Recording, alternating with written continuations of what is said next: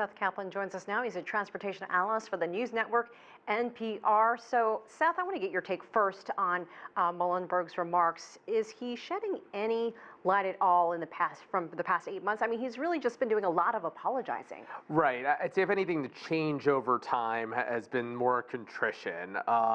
Interesting that he said yesterday that in Tuesday's hearings that Boeing has accepted responsibility, that it never blamed the pilots. But if you go back and look at some of his earlier statements, they were a lot more nuanced. Took some responsibility, but also somewhat, held the pilots responsible. Now he's being a little more unequivocal in accepting responsibility. So I don't know that we've learned anything new in terms of what caused the crashes themselves. I think that's rather clear. But Boeing taking a softer approach.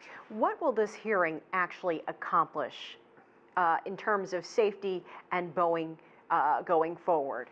Well, what you see here is if anything, a growing rift recently between Boeing and the FAA. There's all that criticism that the two were way too cozy, the regulated company and its regulator.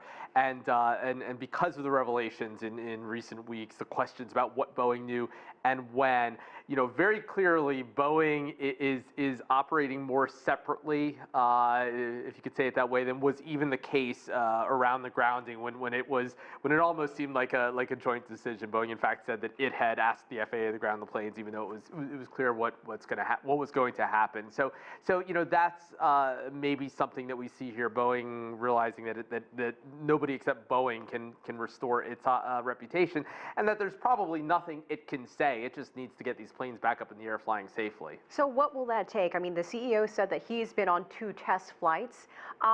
With this goal of getting them back in the air, can they make that deadline, if you will, a soft deadline? And I mean, would you ride on this plane? Yeah, amazing to think that when the plane was first grounded back on March 13th, people were asking, is it going to be weeks or months, Elaine? Nobody was saying, could this last a year? And yet, March at this point is in range. Nobody can confidently say that it's not going to still be grounded a year after the grounding. Really remarkable. Would I get on the plane? I mean, once it's back up in the air, I would, if the alternative were driving a car or doing something less safe. Have Certainly you done in those enough? days. Well, in terms of safety, the training, the fixing. Once it's. I mean, look, I think all of us are just waiting to see it get up there and establish a track record, right? If would I go out of my way to fly it? No, but if I were booked on a flight and it happened to be the MAX right away, I would just sort of conclude for myself that the math is that that it's probably going to be fine, but you certainly can't blame anybody for feeling otherwise. And there are going to be people who aren't going to want to get on those flights. And airlines have said, United CEO for one told me actually that United is definitely going to be flexible, almost like a weather waiver. When there's a storm, they say you can change your flight without penalty. That as long as there's a seat on another flight, they'll let you go ahead and do that. And I'm sure many of the MAX operators around the world will do the same thing. They have to understand, because otherwise, people who don't want to fly the MAX are going to avoid those airlines. A place like the U.S., people are going to say, okay, who doesn't fly the MAX? Okay, I'll book Delta, not American, United, or Southwest, understanding that there's that possibility. So the airlines are going to have to be very flexible with passengers. That being said, 30 seconds left. Do you think the airline industry, the individual airlines, the governments, have confidence in Boeing that they're taking care of this issue and that they can continue to buy their planes and fly their planes?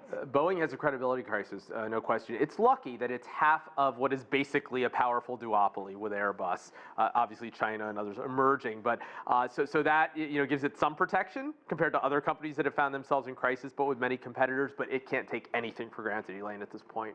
All right, Seth Kaplan, always great to hear your take. Thank you so much. Thank you.